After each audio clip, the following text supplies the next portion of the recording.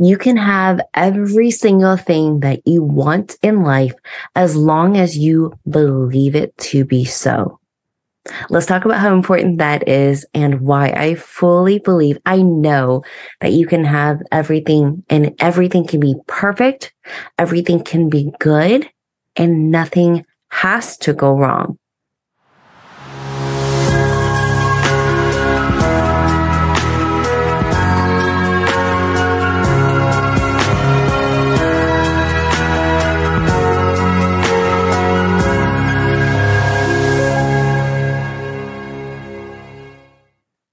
Thanks so much for joining me for another episode of the Inspired Love, Life, and Business podcast. My name is Ninh Dinh. I'll be your host, and I'm here to remind you that you are never alone in any struggle that you face, and you absolutely deserve to live the best life possible in all aspects. All right. So when I say that you can have every single thing go well, you can go good in life. And as long as you fully believe it, there's no need for anything to go wrong. I initially learned about this concept in the book, The Big Leap by Gay Hendricks. And the concept to me is still sometimes overwhelming because it's so huge. We are fed the information through media and entertainment to tell us when something is going really good, when life is going so great, or there's an experience or a moment that is just so beautiful and wonderful that at some point, something's going to go wrong, or your life will come crashing because you experienced this moment of euphoria. The book, The Big Leap, talks about how if we deserve and believe that we deserve goodness and happiness and all of these beautiful things that can happen to us, there is not a need for anything to go wrong. And the reason why negativity comes along, or the reason why bad things happen, is because we subconsciously attract it to ourselves when we think or worry about all of the things that can go wrong. And I understand that not everyone can believe this concept. I understand that this is hard for some people who are in tough times. And that makes sense because when things get hard, we tend to do what? We have these inner conversations with ourselves and dig our hole even deeper. I'm a terrible person. I can't believe I did that. If only I did this. If only I had all the tools. Everything that we start to tell ourselves tend to be negative. So it goes deeper and deeper and we attract more and more of the negative and you feel like you can't get out.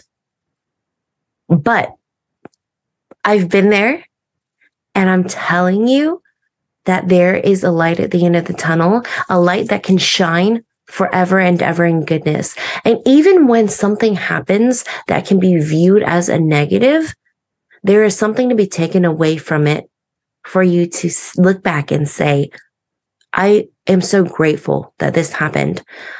This journey has taken me to be able to see all of the beautiful things that I have in life, things that I can be grateful for, that maybe back several years ago, I would look at it and say, I can't believe this is happening to me. This is awful. Why me?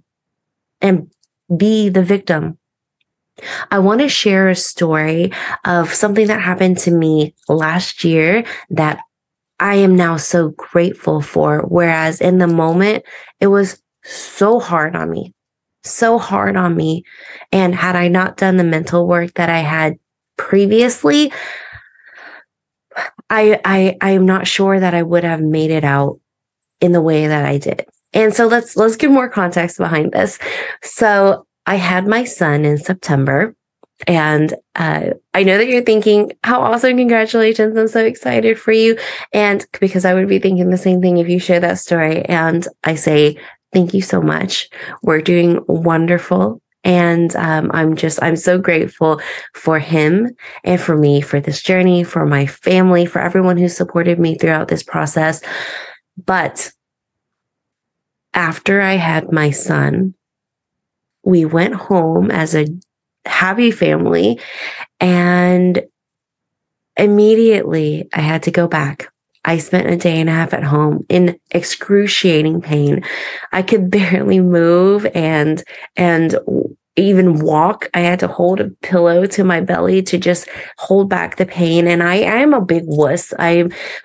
I can't tolerate a lot of pain, but even in those instances, I really tried to be brave because I wanted to be there for my family and enjoy my time back home and go back to regular life. That's what you try to do after you have major surgery, of course. But when this happened and I had to go back to the hospital, I was convinced by my family to say, this is not normal. There's something wrong because you're not going back to normal life. I had 2 other children and I've had major surgery before with them, and I hadn't experienced this situation. So I had to go back to the hospital. It ended up being a 9-day experience without my newborn. And there's a lot of feelings around that. And I haven't shared that experience because I hadn't been ready. I didn't know really how to communicate it and how to share it and around what message I wanted to send. And I wanted to fully encapsulate my feelings around it all because I've left with gratitude. And I closed out my year in such a beautiful way after experiencing something that I had never experienced in my life. I am candid to the people who know me and share that I have been very, very fortunate in my life to not have had to go to the ER or to the hospital for anything major. I've never broken a bone. Knock on wood. But that goes back to my experience of believing that I deserve to have goodness and strength and happiness and joy in every moment of life. And just because I'm experiencing a huge strain of goodness does not in any way mean that I have to come crashing. Because as humans, we were put on this earth for a reason. And deep within us, in our core, in our heart, is the ability to be happy, the innate ability to be happy and to connect with our community and find meaning in relationships. And because I understand that so much better now, the situation that happened with me after having my son and staying in the hospital and having to go through several days of not taking in any foods, any liquids, any solids, none of that. It was called NPO. The point is I couldn't take anything. I couldn't have ice cubes. That's all I wanted was little ice chips. I couldn't drink any water. I'm a huge water drinker, and I definitely couldn't eat anything. And the reason being was I had a blockage in my intestine. So that blockage caused dilation of my cecum, and it was at a level that hadn't been seen before by my surgeon in someone my age. And if you've been following me for a while, you'll know I'm in my 30s. I turned 35, and when this happened, I was 34. So the experience for me was brand new. I did not in any way expect to be back in the hospital after having my son. For me, it was, I've done this before 2 times. Everything's been wonderful. I'm totally a veteran at this. We've got this. I'm going to have my surgery. My family's going to come visit. I'm going to enjoy. Everything's going to be wonderful. And I'm going to go home. We're going to have a delightful experience at home where I get to recover for the next 6 weeks. That's what I saw, and that's what I anticipated to happen.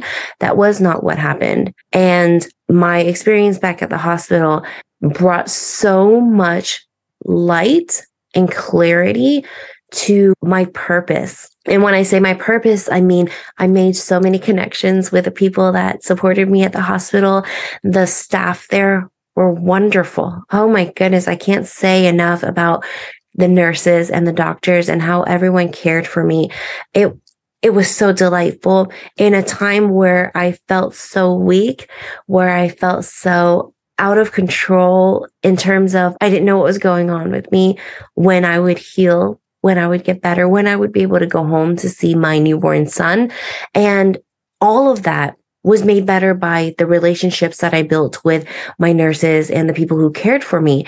They were just so there. They were so understanding, and they gave so much of themselves and made me feel like literally I was the only person that they had to care for, that they chose to care for, that the experience was so delightful. And on top of that, my sister wanted to be there for me the entire time, which actually brought us so much closer. I can't think of a time where my sister and I have been closer than the times that I experienced at the hospital, which is very interesting because I feel like subconsciously that initiated where I am today in wanting to strengthen the relationships that I have with the people around me. And that's another subject for another time.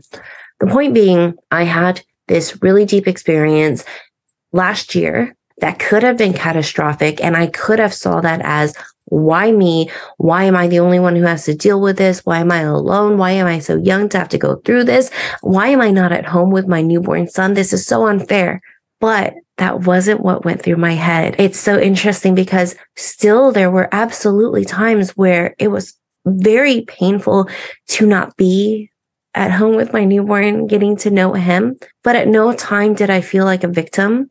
At no time did I feel like this was torturous or that I was undeserving. I saw the entire experience as something that I couldn't understand, but I knew that there was a purpose to it all. And I could see and be grateful for everything that I had. I was reminded of the way that my parents show up for me, the way that my children's school were there to help through the entire process and be more than I could have ever asked. The fact that the nurses and the x-ray technicians and everyone in the hospital organization showed up for me and just made me feel like I was at home, even though obviously I wasn't. The whole experience made me remind myself of my purpose. And my purpose is to be that light and to be able to share my story and my experiences to remind others that sometimes we will struggle. Sometimes we will experience things that feel, and it feels heavy, but you are never alone in those moments. I am never alone in those moments. And I'm here to serve that reminder that there is someone out there who will understand if you are willing to have that conversation, if you are willing to open that dialogue and share and say, once you're ready, it will always be once you're ready, because there's not ever a moment in life that you are forced to share your story when it doesn't feel good to you. Your story being the good, the bad, the negative, the beautiful, whatever you feel in the moment that you are called to share. So I get reminded of this because people will ask me, what is it that you do? I go back to, I just want to bring joy. I want to leave things better than I found them. And that also means my experiences with people. When I meet someone, I elate in the fact that I get to find a commonality or something that I can say, wow, I love this about you, or I love that you do this, or I love how I feel when you say, or are in my space, you say this or that. And all of that I'm so grateful for. I love to find the light and the bright and the goodness in everything that I experience. But it wasn't always like this. There were times in my life where I did completely feel like the victim, where every day was a struggle, where I had no sense of self-worth because I didn't see any value in who I was or where I was. But this journey that I took, I was able to go through because other people were supportive and sharing their stories of struggle that I could take and learn from. And because of other people sharing their stories and because of other people being open enough to share their struggles and their experiences and how they overcame them. I am here today in an open and loving and compassionate way to be able to take in stories and the things that happen around me and view it from a really beautiful light so that it serves me no matter what the situation, no matter what you're going through, what your struggle looks like. There is someone out there who understands you, who has been there, who can help you through it. At the same time, if you help to share your story, you can help somebody else who feels alone and feel like they're struggling and they can't get out of it. But you have, other people have. And if you open your heart in that way and share your story and your struggle, you can help other people to do the same. And that connects you to these people. That connects you to the people who have made it through, the people who will need you because they're going to go through it in the future. They're going through it now.